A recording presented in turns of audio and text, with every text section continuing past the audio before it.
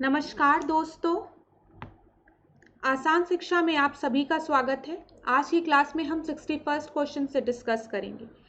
61st question में कहा गया है, किसका यह विश्वास था कि व्यक्ति अपने पिता की मृत्यु को भूल सकता है परंतु उसकी संपत्ति की हानि को नहीं भूल सकता।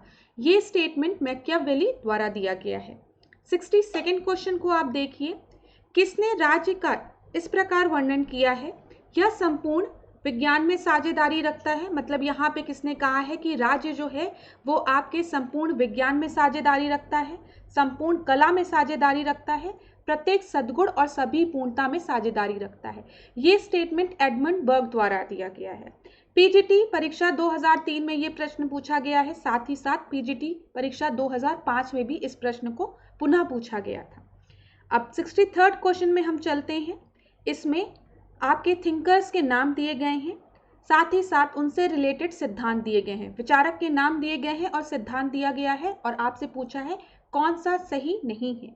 तो अभिजात सिद्धांत पेरेटो सही है, अनुदारवादी सिद्धांत बर्ग सही है, उदारवादी सिद्धांत प्लेटो नहीं। जो प्लेटो है वो आपके आदर्शवादी सिद्धांत से रिलेटेड है। तो ये चीज आप याद रखिएगा, अगर आपको पता होगा प्लेटो जो है वो आदर्शवादी सिद्धांत से रिलेटेड है तो आप ये स्टेटमेंट को एलिमिनेट कर लेंगे। अच्छा, यहाँ पे प्लेटो से रिलेटेड एक ग्रंथ का नाम भी आप याद रखिए, रिपब्लिक। तो कभी भी पूछा जा सकता है रिपब्लिक के बारे में, तो आप किस विचारक का नाम याद रखेंगे? प्लेटो का नाम याद रखेंगे। 64th क्वेश्चन देखिए, प्लेटो को राज्य के आदर्शवादी सिद्धांत का जनक कहा गया है। देखिए वही सेम क्वेश्चन, वहां पे प्लेटो मैंने आपको बताया है आदर्शवादी सिद्धांत से रिलेटेड है, यहाँ पे पूछा गया है प्लेटो को आदर्शवादी सिद्धांत का जनक क्यों कहा गया है? क्योंकि उसने अपने सिद्धांतों को अच्छाई के विचार पर आधारित किया है, इसी वजह से अच्छाई के विचार पर आधारित किया है, इसी वजह से उन्हें आदर्शवादी सिद्धांत का जनक कहा गया है। 65th क्वेश्चन देखिए, यहां पर भी विचारक के नाम दिए गए हैं। तो देखिए, सकारात्मक स्वतंत्रता ये आपके हीगल से रिलेटेड है, ठीक है। फिर दूसरा है सुख एवं दुख गणक, ये बेंथम। वैज्ञानिक व्यक्तिवाद स्पेंसर। फिर है लोकतांत्रिक केंद्रीयतावाद, ये किससे रिलेटेड है? बताइए जल्दी से सोच के, थोड़ा सा कमेंट बॉक्स में आंसर दीजिए। ये आपका लेनिन से रिलेटेड है, ना कि एंजल से रिलेटेड है, तो यहां पे आप लिख लीजिएगा लेनिन। फिर 66 क्वेश्चन आप देखिए, रिपब्लिक केवल राजनीति पर लिखी गई पुस्तक मात्र ही नहीं वरन शिक्षा पर लिखी गई एक ऐसी उत्कृष्ट रचना है जो इससे पहले कभी नहीं लिखी जा सकती थी। यह कथन किसने दिया है? रिपब्लिक लिखा किसने है? अगर प्रश्न आता है तो आप प्लेटो लगाएंगे, लेकिन रिपब्लिक केवल राजनीति पर लिखी गई पुस्तक मात्र ही नहीं वरन शिक्षा पर लिखी गई एक ऐसी उत्कृष्ट रचना है जो इससे पहले कभी नहीं लिखी गई, ये किसने कहा है? ये आपके रूसो ने कहा है, ठीक है। फिर 67 क्वेश्चन देखिए, प्लेटो ने इनमें से किस विचार का समर्थन किया था? तो प्लेटो ने पत्नी और संपत्ति के साम्यवाद का समर्थन किया था, पत्नी और संपत्ति के साम्यवाद का समर्थन किया था। अगर आपने प्लेटो के बारे में पढ़ा होगा तो ये एक बहुत आसान सा प्रश्न था जो कि पीजीटी 2013 में पूछा गया था। 68 प्रश्न देखिए, 68 में बोला गया है पत्नी एवं संपत्ति के साम्यवादी सिद्धांत का प्रतिपादक कौन था? तो इसके प्रतिपादक प्लेटो था। ये भी प्रश्न आप बहुत इजीली कर सकते हैं। फिर 69 प्रश्न को अगर देखा जाए, 69 प्रश्न क्या है? बीवियों के साम्यवाद की वकालत किसने की है? वही सेम प्रश्न अलग अलग तरीके से आपसे पूछा जा रहा है, प्लेटो ने की है। फिर 70 क्वेश्चन देखिए, इसमें कहा गया है प्लेटो ने, दिख रहा होगा आप लोगों को, प्लेटो ने किसके साम्यवाद में विश्वास किया है? तो संपत्ति के साम्यवाद की बात की है और पत्नियों के साम्यवाद की बात की है प्लेटो ने। देखिए किस तरीके से एक ही प्रश्न को बार बार घुमाकर आपसे पूछा जा रहा है टीजीटी, पीजीटी और अदर एग्जाम में। 71st क्वेश्चन देखिए, प्लेटो के आदर्श राज की विशेषता निम्न में से कौन सी नहीं है बोला गया है? ये टीजीटी 2011 का प्रश्न है। तो यहाँ पे आप देखिए, दार्शनिक फिलोसफर किंग का शासन सही है, अभिभावक वर्ग के लिए संपत्ति व परिवार का साम्यवाद, अभी मैंने आपको बताया, पत्नी और संपत्ति का साम्यवाद की भी बात प्लेटो ने की है।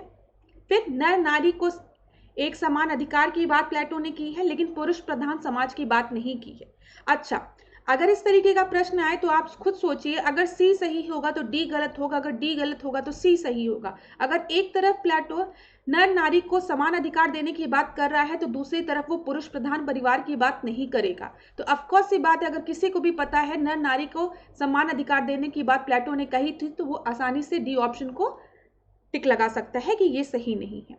72वां क्वेश्चन देखिए, प्लेटो के राजनीतिक चिंतन में बीज निहित है उक्त सभी में, ठीक है। उपयोगितावाद की भी बात की है, समाजवाद की भी बात की है, फांसीवाद की भी बात की है।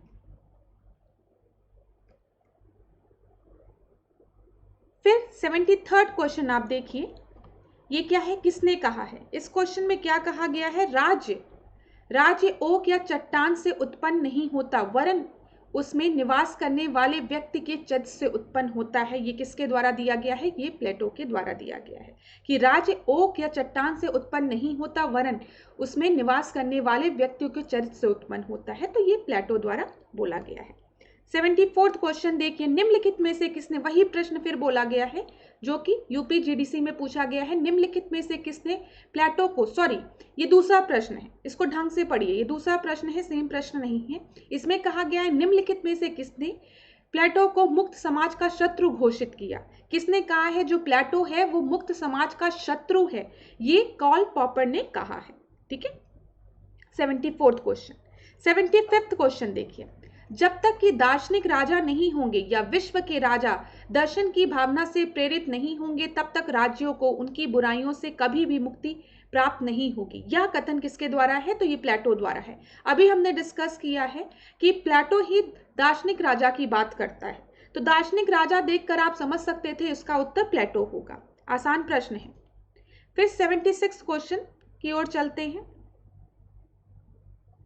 76 प्रश्न जो आपका है ये आपका विचारक और कथन है, तो ये एक इंपॉर्टेंट प्रश्न है।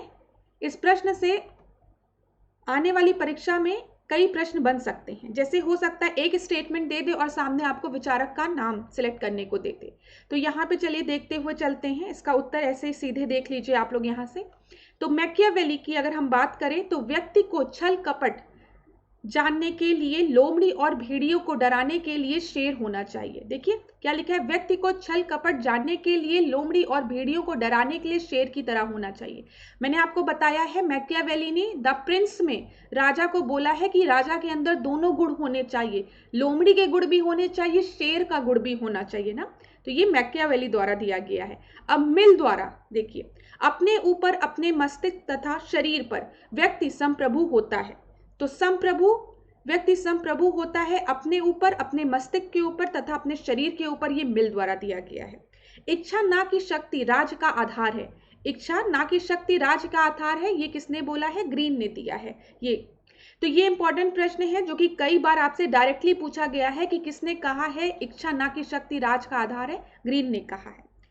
पुष्पिन उतना ही अच्छा है जितना कि कविता, ये किसके द्वारा दिया गया है, बेंथम के द्वारा ये स्टेटमेंट दिया गया है, ठीक है। तो यहाँ पे हमने मैकियावेली, मिल, ग्रीन और बेंथम से रिलेटेड कुछ कथन पढ़े। तो ये कथन आपके अलग अलग तरीके से प्रश्न में पूछे जा सकते हैं, तो इसको एकदम से याद कर लीजिएगा।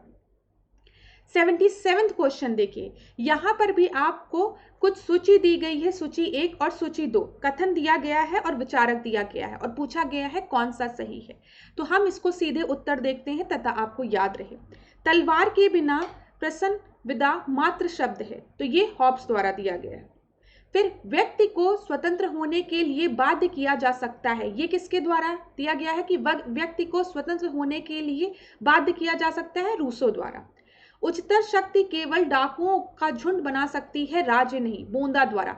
ये भी स्टेटमेंट कई बार पूछा गया है कि उच्चतर शक्ति केवल डाकुओं का झुंड बना सकती है, राज्य नहीं, ये किसने कहा है, ये बोंदा ने कहा है। राज्य का कार्य व्यक्ति में आत्मनिर्भरता की भावना को नष्ट करता है, राज्य का कार्य व्यक्ति में आत्मनिर्भरता की भावना को नष्ट करता है, उसके उत्तरदायित्व को कमजोर करता है तथा उसके चरित्र को कुढ़ित करता है, ये किसने कहा है, मिल ने कहा है। 78वां क्वेश्चन देखिए, यहाँ पे भी आपका क्या है, कथन है, ठीक है, और कुछ आपके थिंकर्स के नाम दिए गए हैं। तो 8th क्वेश्चन को पहले देख लेते हैं हम लोग। सॉरी, यहाँ पे अवधारणाएं हैं और विचारक के नाम दिए गए हैं। तो देखिए, राज्य का दार्शनिक सिद्धांत किसने दिया गया है? बोसांगो ने दिया है। राज्य और विधि का सामान्य सिद्धांत किसने दिया है? केल्सन ने दिया है। दार्शनिक उग्रवाद बेंथम द्वारा। नागरिक सद्गुणों की अभिवृद्धि की पूर्व दशा के रूप में गणतंत्रवाद मैकियावेली ने। तो यहाँ पे विचारक और अवधारणाओं को आप एक बार एक जगह नोट कर लीजिएगा। राज्य का दार्शनिक सिद्धांत बोसांगो, ठीक है। राज्य और विधि का सामान्य सिद्धांत केल्सन। दार्शनिक उग्रवाद बेंथम। नागरिक सद्गुणों की अभिवृद्धि की पूर्व दशा के रूप में गणतंत्रवाद, ये मैकियावेली। अब हम 79th क्वेश्चन में चलते हैं। 79th प्रश्न आपका क्या है? सबसे निकृष्ट राज भी सबसे उत्कृष्ट अराजकता से अच्छा है, ये किसके द्वारा दिया गया है? ये स्टेटमेंट कि सबसे निकृष्ट राज भी सबसे उत्कृष्ट अराजकता से अच्छा है, ये स्टेटमेंट हॉब्स द्वारा दिया गया है। इतनी चीजें क्लियर हुई। अब 80th क्वेश्चन को हम देखते हैं, 80 क्वेश्चन को, जो कि आज की क्लास का आखिरी क्वेश्चन है। राज्य के स्वरूप के बारे में निम्नलिखित में से कौन सा सही है? यहाँ पे सही है कि बोला गया है? सही है। तो राज्य साध्य का एक साधन है, ठीक है। राज्य साध्य का एक साधन है। तो जो आपके आदर्शवादी विचारक हैं जैसे कि हीगल, प्लेटो, ये राज्य को स्वयं में साध्य मानते हैं, जबकि जो उदारवादी विचारक हैं, ठीक है, जो समाजवादी विचारक हैं, वो राज्य को साधन मानते हैं। ये चीज आप याद रखिएगा। तो चलिए क्लास, आज के सेशन को यहीं पे एंड करते हैं। Thank you so much.